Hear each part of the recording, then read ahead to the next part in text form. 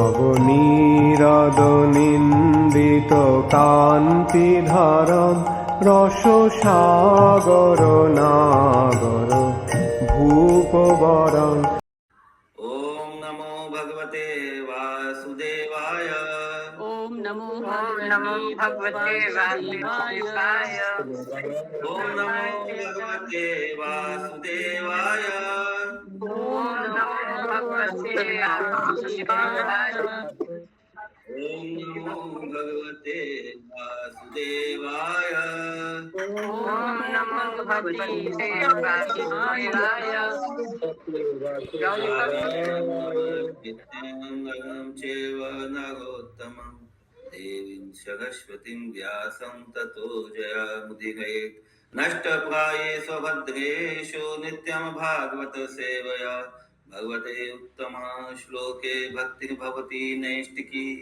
कृष्णाय वासुदेवाय देवकी नंदनाय च नन्दगोपकुमाराय गोविन्दाय नमो नमः। मूर्खं करोति वाचालं पङ्गुं लङ्घायते गिरिं यत्कृपातमहं वन्दे परमानन्दमाधवं श्रीगुरुदीनतारिणं श्रीचैतन्येश्वरं। हरि ओं तत्सत्। श्रीमद्भागवतम स्कंद 5 अध्याय 20। इस अध्याय का शीर्षक है ब्रह्मांड रचना का विश्लेषण। जी बोलिए। श्रील प्रभुपाद प्रणाम मंत्र। यस, तो हम लोग ये नया अध्याय शुरू कर रहे हैं, इसलिए हम लोग श्रील प्रभुपाद का आशीर्वाद लेते हुए इसको प्रारंभ करेंगे। नमो विष्णुपादाय कृष्णप्रेष्ठाय श्रीमते भक्तिवेदान्त नामिने नमस्ते सरस्वती देवी गौरवाणी निर्विशेषवादी पाश्चात्य प्रभुपाद की जय। प्रभुपाद की जय। श्री गुरुदेव की जय। जय। ब्रह्मांड रचना का विश्लेषण। इस अध्याय में प्लक्ष द्वीप से प्रारंभ करके विभिन्न द्वीपों तथा उनको घेरने वाले समुद्रों का वर्णन है। इसके अंतर्गत लोकालोक नामक पर्वत की स्थिति और उसके आकार प्रकार का भी वर्णन है। प्लक्ष द्वीप विस्तार में जम्बू द्वीप से दुगुना है तथा लवण सागर से घिरा है। इस द्वीप का स्वामी इध्म जीव है, जो महाराज प्रियव्रत के पुत्रों में से है। यह द्वीप 7 विभागों में बटा है और प्रत्येक में एक पर्वत तथा एक बड़ी नदी है। दूसरा द्वीप शाल्मली द्वीप कहलाता है। यह सुगा के समुद्र से घिरा है और 32 लाख मील चौड़ा अर्थात प्लक्ष द्वीप से दुगुना है।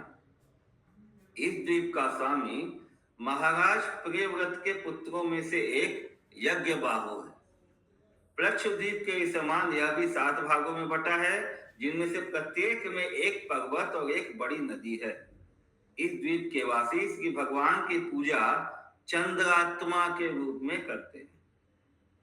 तीसरा द्वीप घृत के सागर से घिरा है और वह भी 7 भागों में विभाजित है। वह कुश द्वीप कहलाता है। इसका स्वामी महाराज प्रियव्रत का अन्य पुत्र हिरण्यरेता है। इसके वासी अग्नि रूप में श्री भगवान की पूजा करते हैं। इस द्वीप की चौड़ाई 64 लाख मील अर्थात शाल्मली द्वीप से दुगुनी है। चौथा द्वीप क्रौंच द्वीप है, जो दुग्ध सागर से घिरा है। इसकी चौड़ाई 1,28,00,000 मील है और यह भी अन्य द्वीपों की तरह 7 भागों में विभाजित है। इसके प्रत्येक भाग में एक पर्वत तथा एक बड़ी नदी है। इस द्वीप का स्वामी महाराज प्रियव्रत का ही एक पुत्र घृतपृष्ठ है। इस द्वीप के वासी जल के रूप में श्री भगवान की पूजा करते हैं।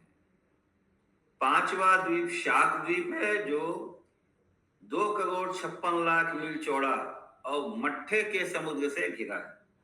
इसका स्वामी मेधातिथि नामक महाराज प्रियव्रत का पुत्र है।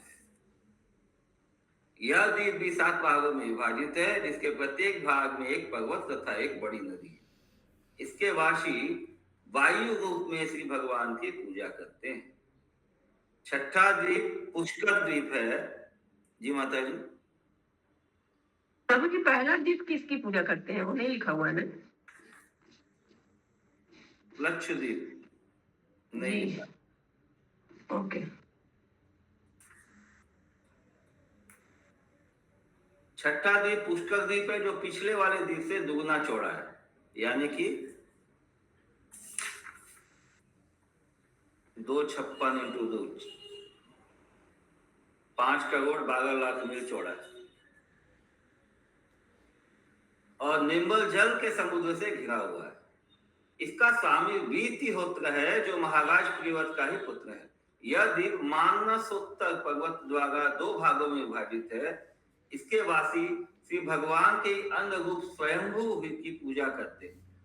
इस द्वीप से भी आगे 2 और द्वीप है, जिनमें एक सदैव सूर्य के प्रकाश से प्रकाशित रहता है और दूसरा सदैव अंधकार से पूर्ण रहता है। इन दोनों द्वीपों के मध्य लोकालोक नामक पर्वत है, जो ब्रह्मांड के सिरे से 1 अरब मील दूर है। इस पर्वत पर भगवान नारायण अपने ऐश्वर्य का विस्तार करते हुए निवास करते हैं। लोकालोक पर्वत से आगे का भाग आलोक वृक्ष कहलाता है और इसके भी आगे मुक्ति से इच्छुक पुरुषों का निवास स्थान है। सूर्य इस ब्रह्मांड के मध्य में भूलोक तथा भूलोक के बीच अंतरिक्ष में स्थित है। सूर्य तथा अंड गोलक अर्थात ब्रह्मांड गोलक के बीच की दूरी 25 कोटि योजन 2 अरब मील है। सूर्य को मार्तंड कहा जाता है, क्योंकि यह ब्रह्मांड में प्रवेश करके आकाश को विभाजित करता है। और हिरण्यगर्भ, जो महतत्व का शरीर है, से उत्पन्न होने के कारण यह हिरण्यगर्भ भी कहलाता है। तो सूर्य भी महतत्व से उत्पन्न होता है। हरे कृष्ण। श्लोक संख्या 1। श्री शुक उवाच। श्री शुक उवाच।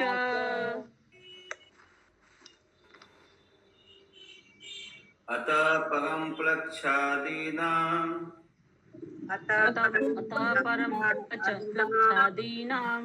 प्रमाण लक्षण संस्थानतो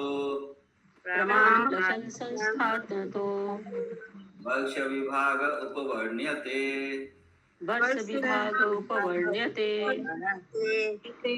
अनुवाद। महर्षि सुखदेव गोस्वामी बोले, इसके पश्चात मैं प्लक्षादि अन्य 6 द्वीपों के आकार, प्रकार, लक्षण तथा स्थिति का वर्णन करूंगा। हरे कृष्ण। श्लोक संख्या 2।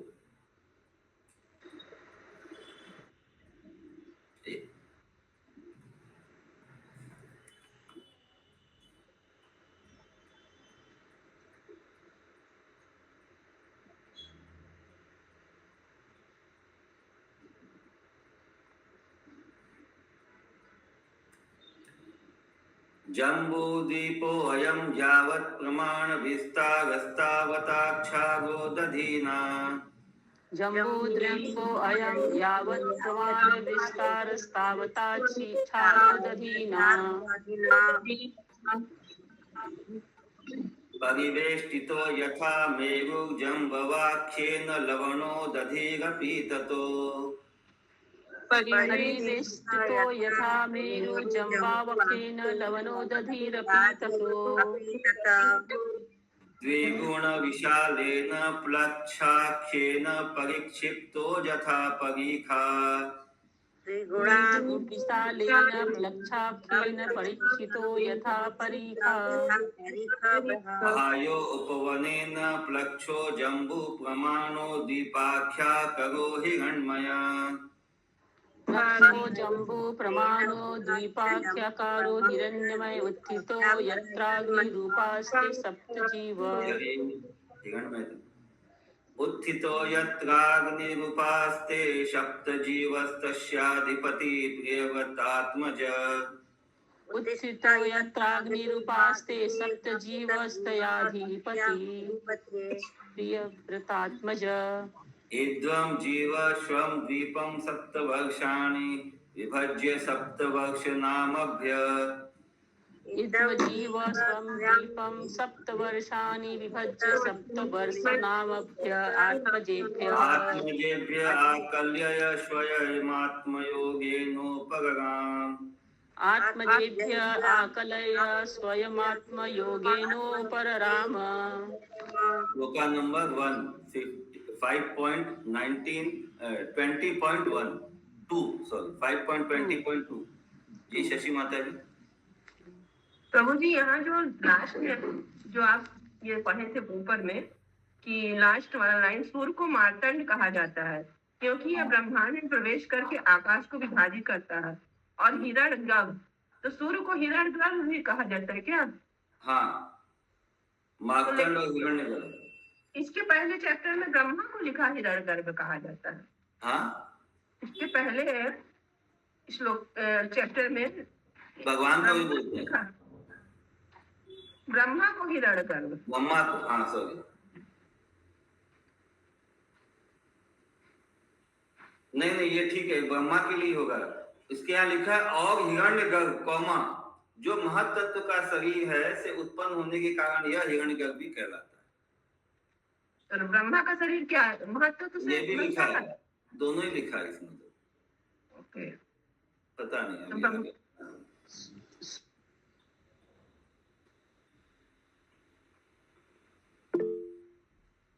यस वेदिता माता जी। हरे कृष्णा प्रभु, ये हिरण्यगर्भ किससे उत्पन्न होता है? यहाँ पे जो हिरण्यगर्भ लिखा है महत्त्व से उत्पन्न होगा। ये हिरण्यगर्भ कौन है? यहाँ पे तो सूर्य को बोल रहे हैं। ठीक है, अभी आगे पढ़िए और कोई डिटेल आएगा, ये तो जिस्ट है। अनुवाद। जिस प्रकार सुमेरु पर्वत चारों ओर से जम्बू द्वीप द्वारा घिरा हुआ है, उसी प्रकार जम्बू द्वीप भी लवण के सागर से घिरा है। जम्बू द्वीप की चौड़ाई 1,00,000 योजन 8,00,000 मील है और लवण का सागर भी इतना ही चौड़ा है। जिस प्रकार कभी कभी दुर्ग की खाई उपवन से घिरी रहती है, उसी प्रकार जम्बू द्वीप को घेरने वाला लवण सागर भी प्लक्ष द्वीप से घिरा हुआ है। प्लक्ष द्वीप की चौड़ाई लवण सागर से दुगुनी अर्थात 2,00,000 योजन 16,00,000 मील है। प्लक्ष द्वीप में स्वर्ण के समान चमकीला एक वृक्ष होता है जो जम्बू द्वीप में स्थित जम्बू वृक्ष के बराबर ऊंचा होता है। इसके मूल भाग में 7 ज्वालाओं वाली अग्नि है। यह वृक्ष प्लक्ष का है, अतः इस द्वीप का नाम प्लक्ष द्वीप पड़ा है। यह द्वीप महाराज प्रियव्रत के एक पुत्र इद्मजीव द्वारा शासित था। उन्होंने 7 द्वीपों के नाम अपने 7 पुत्रों के नामों पर रखे और उन्हें अपने पुत्रों में बांटकर सक्रिय जीवन से अवकाश प्राप्त कर वे स्वयं श्री भगवान की सेवा में लीन रहने लगे। हरे कृष्ण प्रभु जी, प्लक्ष वृक्ष क्या होता है? पता नहीं, कुछ भी ऐसे कोई जानता है? बोटानिक्स का स्टूडेंट है कोई?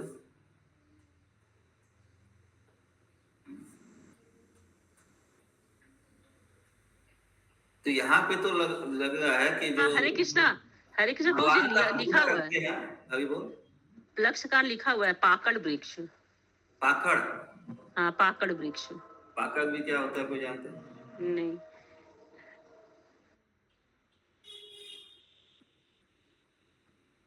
तो इसमें है क्या? अनुवाद में, वर्ड मीनिंग में हाँ वर्ड मीनिंग में।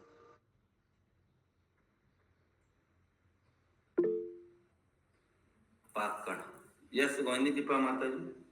हरे कृष्ण प्रभु जी, जिस तरह गुलर का वृक्ष होता है ना, गुलर, इसको बंगाल में डूमुर बोलते हैं, गुलर का वृक्ष के तरह ही पाकड़ का वृक्ष होता है जो यहाँ दिखाई पड़ते हैं उत्तर प्रदेश में।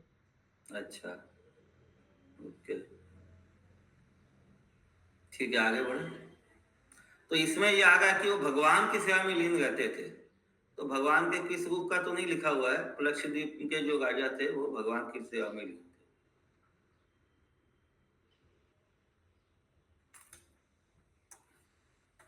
श्लोक संख्या 3। कितना श्लोक है माता जी आज? 3 और 4 एक साथ है।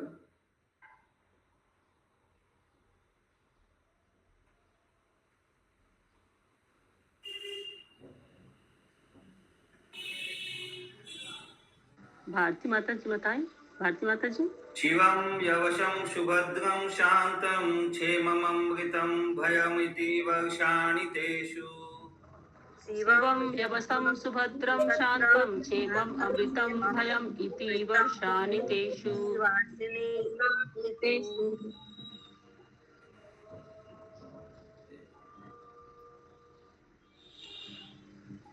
गिरयो नद्यश्च सप्तवाभिज्ञाता मणिकूटो वज्रकूट इन्द्रसेनो। सप्तैवाभिज्ञातः मणिकूटो वज्रकूटो इन्द्रसेनो ज्योतिषमानो। ज्योतिष्मान सुपर्णो हिरण्यष्ठिवो मेघमाल इति शेतुशेलाय गुणा। ज्योतिष्मान सुपर्णो हिरण्यष्ठिवो मेघमाल इति शेतुशैलः अरुणानि। निम्ना अंगीरसि सावित्री सुप्तभाता ऋतंभगा सत्यंभगा इति। निम्नांगिरसि सावित्री सुप्तभाता ऋतंभरा सत्यंभरा इति। महानद्ययाशां जलोपस्पर्शन् विधूतगजस्तमसो। महानद्यायाशां जलोत्स्पर्शन् विद्युत्तरजसं तमसो। हम हंसा पतंगोद्वयन्व सत्यांग संजाश्चत्वरो। हंसा हंसा पतंगो धर्वायन सत्यांग संज्ञास्तत्वारो। वर्णा सहस्रायुषो। वर्णा सहस्रायुषो। विबुधोपम संदर्शन प्रजनना स्वर्गद्वारं त्रया विद्यया भगवन्तं त्रयीमयं सूर्यमात्मानं यजन्ते। विबुधोपसंदर्शन प्रजनना स्वर्गद्वारं त्रया विद्यया भगवन्तं त्रयीमयं सूर्यम् आत्मानं यजन्ते। अनुवाद। इन 7 द्वीपों वर्षों के नाम उन 7 पुत्रों के अनुसार क्रमशः शिव, यवस, सुभद्र, शांत, क्षेम, अमृत तथा अभय पड़े। इन 7 वर्षों में 7 पर्वत तथा 7 नदियां हैं। पर्वतों के नाम है मणिकूट, वज्रकूट, इंद्रसेन, ज्योतिष्मान, सुपर्ण, हिरण्यष्ठिव तथा मेघमाल। और नदियों के नाम है अरुणा, निम्ना, अंगिरसी, सावित्री, सुप्रभाता, ऋतंभरा तथा सत्यंभरा। इन नदियों के स्पर्श करने या स्नान करने से भौतिक मल उसी क्षण दूर हो जाते हैं और प्लक्ष द्वीप में रहने वाली हंस, पतंग, उधरवायन तथा सत्यांग नामक 4 जातियां अपने आप को इसी प्रकार पवित्र करती हैं। प्लक्ष द्वीप के निवासी 1000 वर्ष तक जीवित रहते हैं। वे देवताओं के समान सुंदर और उनकी संतानें भी देवताओं के अनुरूप हैं।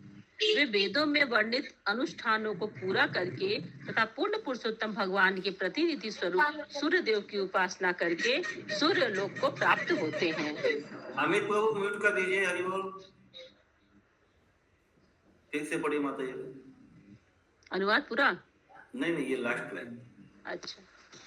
प्लक्षद्वीप के निवासी 1000 वर्ष तक जीवित रहते हैं। वे देवताओं के समान सुंदर हैं और उनकी संतानें भी देवताओं के अनुरूप हैं।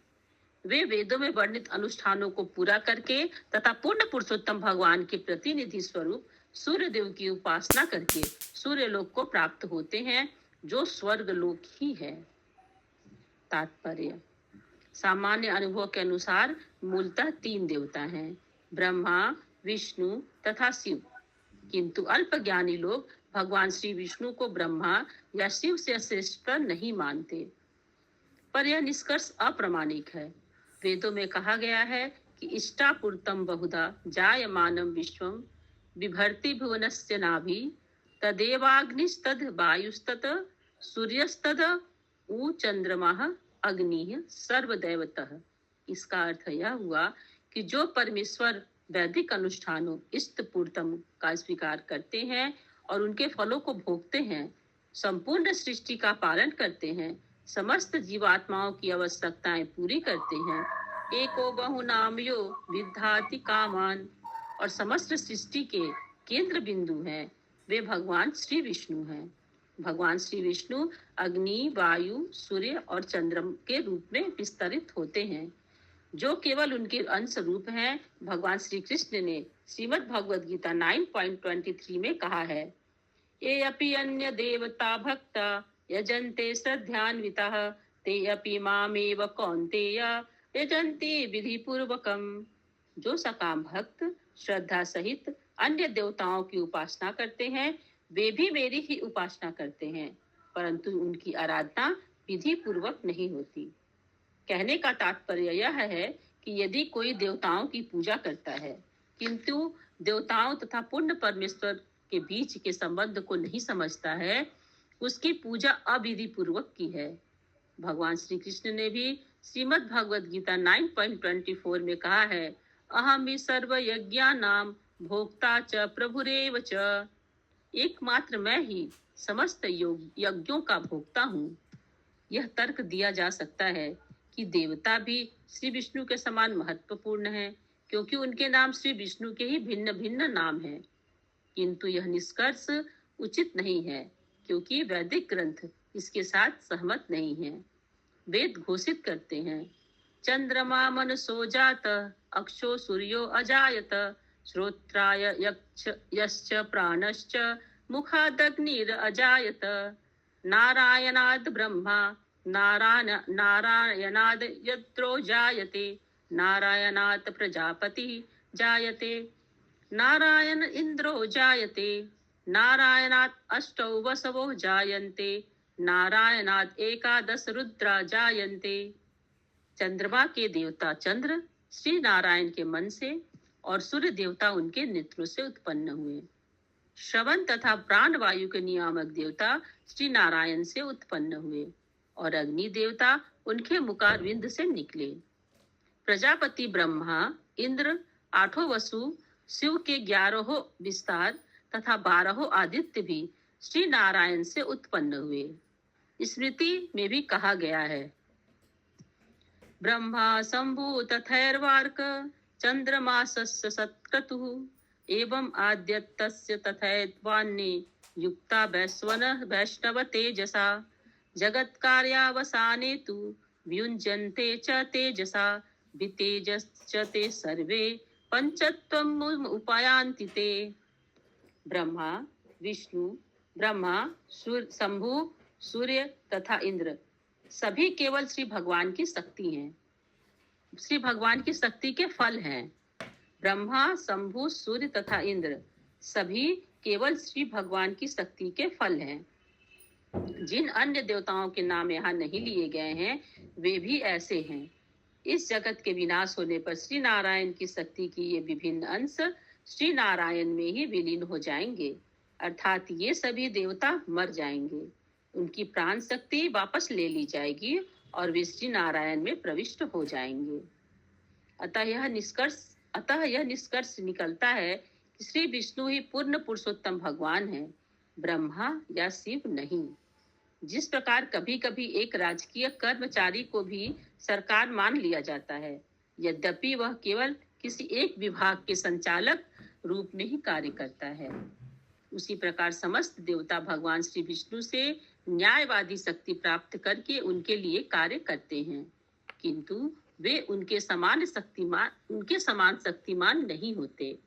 सभी देवताओं को श्री विष्णु के आदेशों का पालन करना होता है। इसलिए कहा गया है, एकले ईश्वर कृष्ण आर सब भृत्य। श्री कृष्ण अथवा श्री विष्णु ही एकमात्र स्वामी हैं, शेष सभी उनकी आज्ञा का पालन करने वाले आज्ञाकारी सेवक हैं। भगवान श्री विष्णु तथा अन्य देवताओं के इस अंतर का उल्लेख श्रीमद् भगवद गीता 9.25 में भी हुआ है। यान्ति देवव्रता देवान् पितॄन् यान्ति पितृव्रताः भूतानि यान्ति भूतेज्या यान्ति मद्याजिनो अपि माम्। देवताओं को पूजने वाले देवताओं को प्राप्त होते हैं, पितरों को पूजने वाले पितरों को प्राप्त होते हैं, भूतों को पूजने वाले भूतों को प्राप्त होते हैं, और श्री कृष्ण और श्री विष्णु के भक्त बैकुंठ लोक को भी प्राप्त होते हैं। वे स्मृति वचन हैं, ये स्मृति वचन हैं। अतः यह मत कि श्री विष्णु तथा अन्य देवताओं को एक समान मानना शास्त्रों के विरुद्ध है। देवता सर्वोच्च नहीं है, उनकी श्रेष्ठता भगवान नारायण, श्री विष्णु या श्री कृष्ण की कृपा पर निर्भर है। हरे कृष्ण। हरे कृष्ण। श्लोक संख्या 5।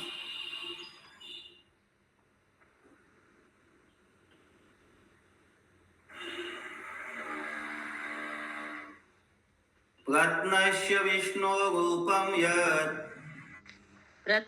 प्रणस्य विष्णु रूपम यत् सत्यस्य ब्राह्मणः सत्यस्य ब्राह्मणः अमृतस्य च मृत्योश्च अमृतस्य च मृत्युश्च सूर्यम् आत्मानमिमाहिति सूर्यम् आत्मनाम् इमाहिति। अनुवाद। इस मंत्र के द्वारा प्लक्षद्वीप के निवासी परम भगवान की उपासना करते हैं। हम सूर्य देवता की शरण ग्रहण करें, जो परम प्रकाशित पुराण पुरुष पूर्ण पुरुषोत्तम भगवान के प्रतिबिंब हैं। श्री विष्णु ही एकमात्र आराध्य भगवान हैं। वे ही वेद हैं, वे ही धर्म हैं, और वे ही शुभाशुभ फलों के स्रोत हैं। तात्पर्य। भगवान श्री विष्णु मृत्यु के भी परमेश्वर हैं, जैसा कि श्रीमद् भागवत गीता के पुष्टि की गई है। मृत्यु सर्वहरश्च हम। शुभ तथा अशुभ इन दोनों प्रकार के कार्यों को निष्णांत भगवान श्री विष्णु हैं। ऐसा जाना जाता है कि पशु कार्य श्री विष्णु के सम्मुख होते हैं। ऐसा माना जाता है कि शुभ कार्य श्री विष्णु के सम्मुख होते हैं और अशुभ कार्य उनके पीठ के पीछे। शुभ तथा अशुभ कार्य संपूर्ण विश्व में एक साथ पाए जाते हैं और भगवान श्री विष्णु इन दोनों के नियंता हैं। इस श्लोक के संबंध में श्रील मध्वाचार्य का कथन है। सूर्य सोम अग्नि वारिस विधात्रिषु यथाक्रमम् प्लक्षादि द्वीप संस्थासु स्थितम हरिम उपासते। संपूर्ण सृष्टि में अनेक भूभाग, खेत, पहाड़ तथा सागर पाए जाते हैं और सर्वत्र ही पूर्ण पुरुषोत्तम भगवान विभिन्न नामों से पूजे जाते हैं। श्रील वीर राघवाचार्य ने श्रीमद् भागवतम के इस श्लोक की व्याख्या इस प्रकार की है। विराट जगत के मूल कारण अवश्य ही पुरातन पुरुष हैं और वे भौतिक रूपांतर से परे होने चाहिए। वे ही समस्त शुभ कार्यों के भोक्ता हैं और इस बद्ध जीवन तथा बुद्धि के कारण वे ही हैं। सूर्यदेव, जिनकी गणना अत्यंत शक्तिशाली जीव अथवा जीवात्मा के रूप में की गई है, वे उनके शरीर के एक अंग को प्रतिनिधित्व करते हैं। हम स्वभावतः शक्तिशाली जीवों के बस में हैं। अतः हम विभिन्न देवताओं की उपासना ऐसे जीवों के रूप में कर सकते हैं जो पूर्ण पुरुषोत्तम भगवान के शक्तिशाली प्रतिनिधि हैं। यद्यपि इस मंत्र में सूर्य देवता की उपासना के लिए कहा गया है, किंतु उसकी उपासना पूर्ण पुरुषोत्तम भगवान के रूप में नहीं, वरन उनके शक्तिशाली प्रतिनिधि रूप में की जाती है। कठोपनिषद 1.3.1 में कहा गया है, ऋतं पिबन्तो सुकृतस्य लोके गृहां प्रविष्टां परमे परार्धे छाया तपो ब्रह्म विदो वदन्ति पांचान्नग्नो ये च त्रिनाचिकेताः। हे नचिकेता, सूक्ष्म जीवात्मा तथा परमात्मा के रूप में श्री विष्णु के ये दोनों अंश इस शरीर की हृदय गुहा में स्थित हैं। इस गुहा में प्रवेश करके जीवात्मा प्राण वायु पर आधारित रहकर कर्मों के फल का भोग करता है और परमात्मा साक्षी बनकर उसे भोग करने देते हैं। ब्रह्म ज्ञानियों तथा वैदिक नियमों का पालन करने और गृहस्थों का कहना है, इन दोनों में वैसा ही अंतर है जैसा कि सूर्य तथा उसकी छाया में है। श्वेतवास्वतर उपनिषद 6.16 में कहा गया है, स विश्वकृत विश्वविदात्मयोनि यः कलाकारो गुणी सर्वविद्यः प्रधान क्षेत्रज्ञ पति गुणेशः संसार मोक्ष स्थिति बंध हेतु। इस जगत के सृष्टिकर्ता परमात्मा अपनी सृष्टि का कोना कोना पहचानते हैं। यद्यपि वे ही इस सृष्टि के कारण हैं, किंतु उनके प्रकट होने की कोई आवश्यकता नहीं है। वे प्रत्येक वस्तु से पूर्ण रूप से ज्ञात रहते हैं। वे परमात्मा समस्त दिव्य गुणों के स्वामी तथा इस प्रकट लोक के बंधन और मोक्ष के भी स्वामी हैं। हरे कृष्णा। बोलिए माता जी। प्रभु नचिकेता कौन है? नाचिकेता, ये लगता है भगवान को एड्रेस किया गया नाचिकेता नाम से। O Nachiketa, the expansion of Lord Vishnu as the tiny living entity and the super soul are both situated in the cave of the heart of this body. ये कठोपनिषद में कौन किसको बोल रहा है उस पर डिपेंड करता है।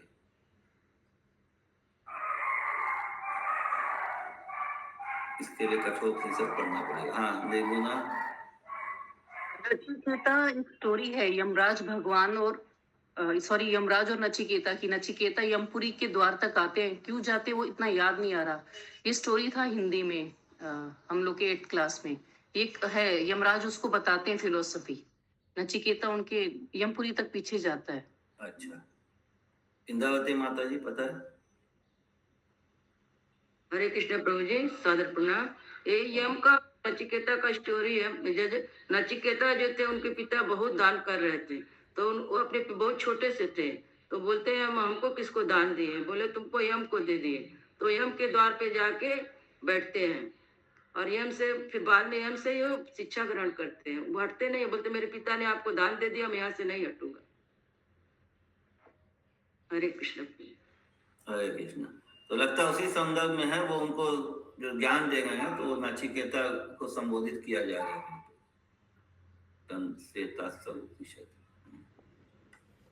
कंटिन्यू माता जी। इसी प्रकार तैत्तिरीय उपनिषद 2.8 में कहा गया है, भीषास्मद्वातः पवते भीषोदेति सूर्यः भीषास्मदग्निश्च इंद्रश्च मृत्यु धावति पंचमः। परम ब्रह्म के भय से ही वायु बहती है, उनके भय से ही सूर्य नियमित रूप से उदय अस्त होता है और अग्नि प्रज्वलित होती है। उन्हीं के भय से मृत्यु तथा स्वर्ग के राजा इंद्र अपना अपना कार्य करते हैं। जैसा कि है इस कौन सा श्लोक आता है ब्रह्म संहिता में?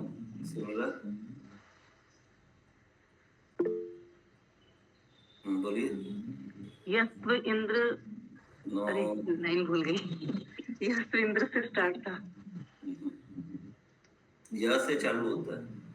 हाँ तो यस्विंद्र गोपमह इस तरह से था ना? नहीं इसमें का नहीं है, वो नहीं है, वो नहीं था।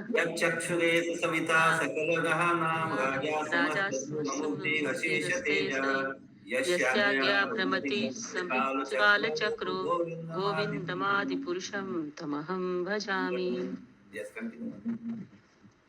जैसा कि इस अध्याय में वर्णित है, पलक्ष द्वीप इत्यादि 5 द्वीपों के निवासी क्रमशः सूर्य, चंद्र, अग्नि, वायु तथा ब्रह्मा की उपासना करते हैं।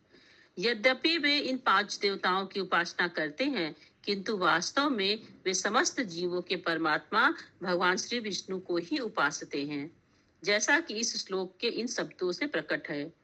प्रतनस्य विष्णु रूपम, श्री विष्णु ब्रह्मा है, अमृत है। श्री विष्णु ब्रह्म है, अमृत है, मृत्यु है। वे परम ब्रह्म है और शुभ तथा अशुभ सभी वस्तुओं के मूल हैं।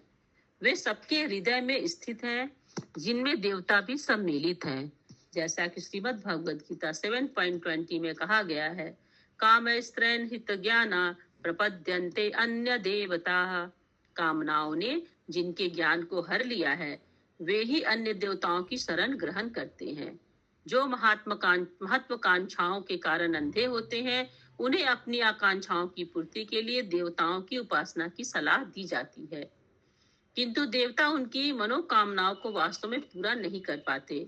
सभी देवता उतना ही कर पाते हैं जितने कि भगवान श्री विष्णु उन्हें अनुमति देते हैं। जो लोग अत्यधिक लालची होते हैं वे सभी जीवों के परमात्मा श्री विष्णु को न पूछकर अनेक देवताओं की पूजा करते हैं, किंतु वास्तव में वे भगवान श्री विष्णु की ही उपासना करते हैं, क्योंकि वे ही समस्त देवताओं के परमात्मा हैं। हरे कृष्ण। हरे कृष्ण। श्रीमद् भागवतम महापुराण की जय। श्रील प्रभुपाद की जय।